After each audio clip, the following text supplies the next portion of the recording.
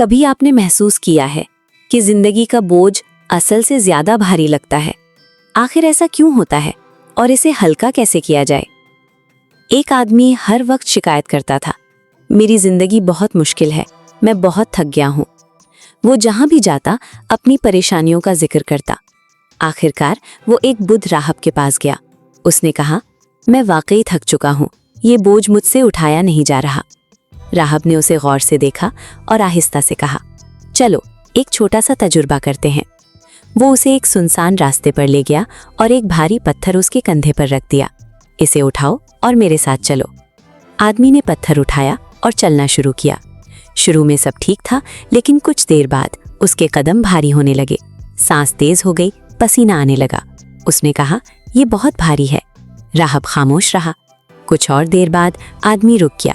میں مزید نہیں چل سکتا۔ راہب نے کہا، ٹھیک ہے، اسے نیچے رکھ دو۔ جیسے ہی آدمی نے پتھر زمین پر رکھا، اس نے سکون کا سانس لیا۔ اب بہتر لگ رہا ہے۔ راہب نے پوچھا، جب یہ اتنا بھاری تھا تو تم نے اسے پہلے کیوں نہیں رکھا؟ آدمی نے جواب دیا، کیونکہ آپ نے کہا تھا اسے اٹھانے کو۔ راہب مسکرایا اور یہی وہ لمحہ تھا جہاں اس نے اصل راز بتایا۔ راہب بولا، زندگی میں بھی تم یہی کرتے ہو، تم ہر بات، ہر فکر، ہر دکھ اپنے ذہن میں اٹھائے رکھتے ہو۔ حالانکہ بوجھ دو طرح کا ہوتا ہے، ذمہ داریاں، کام، گھر کے مسائل، انہیں حل کرنا پڑتا ہے۔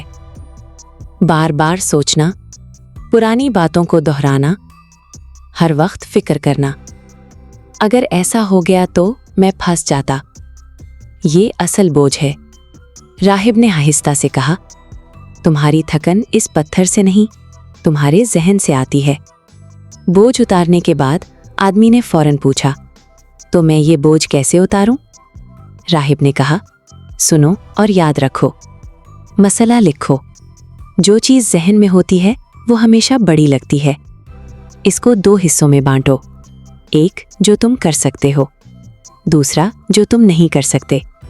صرف عمل کرو جو تمہارے اختیار میں ہے، صرف اسی پر کام کرو، باقی چھوڑ دو۔